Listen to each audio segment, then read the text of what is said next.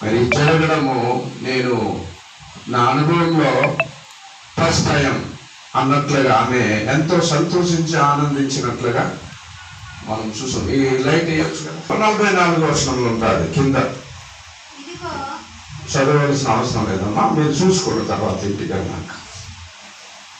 ఏమని ఆమె సంతోషిస్తుందంటే, నా ప్రభు యొక్క తల్లి నా యొద్ద రాగానే శుభవచనము నా శివులో పడింది, నా గర్భంలో ఉన్న శిశువు ఆనందంతో గంతులు వేసెను, నేను ధన్యురాలైపోయాను అని ప్రభుని ఆరాధిస్తూ స్తుతిస్తున్నట్లుగా దేవుని యొక్క మాటల్లో మనం చూస్తున్నాం. బాబు కలిగితే, వస్తే, లభిస్తే, ప్రాప్తిస్తే మన జీవితాల్లో ఏమి కలుగుతాయి, ఎటువంటి ఆశీర్వాదాలు కలుగుతాయి అని దేవుని మాటలను మనం చూద్దాం. మొదటి మాటగా ద్వితీయోపదేశ కాండం 28వ అధ్యాయం 2వ వచనాన్ని చదువుతాం.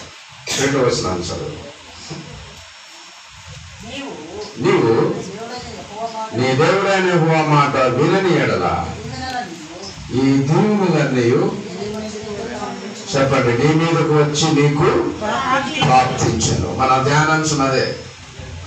ప్రభు మన యొద్దకు వస్తే, ప్రభు మాటలు మనకు లభిస్తే మనకేమి ప్రాప్తించను అనేది మన ధ్యానాంశం. మొదటి పాయింట్లో ఏమి ప్రాప్తించును?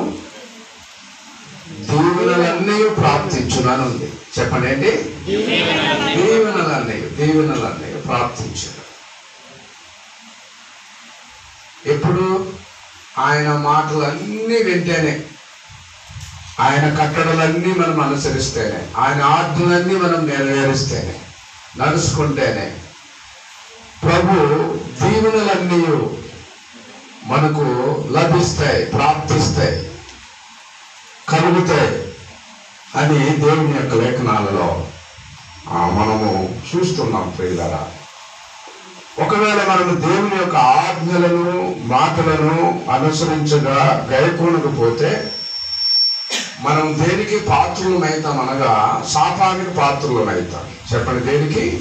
శాపానికి. 14వ వచనం చదవండి. అదే 28వ అధ్యాయంలో ఆ మాట ఉంది. అక్కడ 14వ వచనం.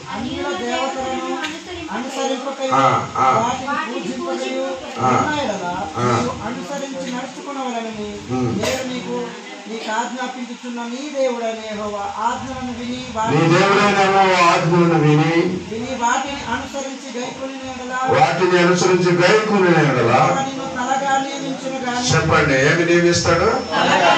తలగా నియమిస్తాడు కానీ తోకగా నియమించడు. తలగా నియమిస్తాడు కానీ ఎంతమంది తలగా ఉండాలని ఆశ, కానీ కొంతమంది తోకగానే ఉంటుంటారు. ఎందుకంటే దేవుని దీవెనలు వారికి ఇంకా కలగలే.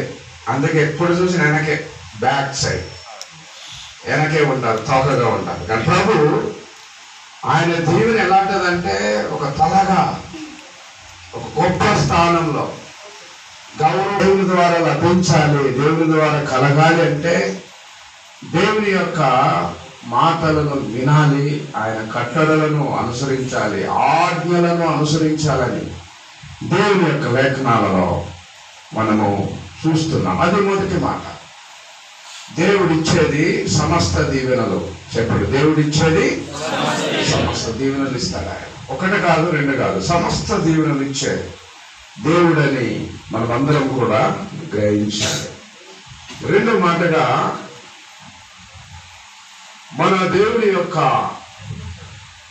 ప్రభు మాట మనకు లభిస్తే, లేదా ప్రభు మన యొద్దకు వస్తే ఏమి ప్రాప్తించును అనే మాటలో పరిశుద్ధమైన స్వాస్థ్యమును ప్రాప్తించును. చెప్పనేటి? పరిశుద్ధమైన స్వాస్థ్యము. ఈ లోకంలో ఎన్నో స్వాస్థ్యములు ఉన్నాయి, ఆస్తిపాస్తులు ఉన్నాయి, అన్నీ కూడా పరిశుద్ధమైనవి కాదు. కానీ దేవుని నుండి వచ్చే స్వాస్థ్యం మాత్రమే పరిశుద్ధమైనది. అది పాలు వంటిది. చెప్పండి ఎలాంటిది? పాలు ఎలాగుంటది? నల్లగా ఉంటుందా? ఎర్రగా ఉంటుందా? లేదు సార్ మా ఊర్లో పసుపు రంగులో ఉంటుంది అనేటోళ్ళు ఉన్నారా? ఎక్కడున్నా ఏ దేశంలో గ్రామంలో పాలు తెల్లబడ్డాడు. తెలుపుకు సాదృశ్యం ఏంటంటే పరిశుద్ధతకు గుర్తు. చెప్పండి, దేని గుర్తు? పరిశుద్ధతకు గుర్తు. చదవండి వాక్యం. కీర్తనల గ్రంథంలో 16వ అధ్యాయం 5-6 వచనాలు మీరు చదవగలిగితే ప్రియులరా, యెహోవా నా స్వాస్థ్య భాగము, నాకు పానే భాగము నీవే, నా భాగమును కాపాడుచున్నావు. మనోహర స్థలములలో నాకు పాలు ప్రాప్తించును, శ్రేష్టమైన స్వాస్థ్యము నాకు కలిగేను. ఎటువంటి స్వాస్థ్యము? పాలు వంటి స్వాస్థ్యము నాకు కలిగెను, పాలు వంటి స్వాస్థ్యము నాకు ప్రాప్తించును అని దేవుని యొక్క లేఖనాలలో మనము చూస్తున్నాం. ఎప్పుడు పరిశుద్ధమైన శ్వాస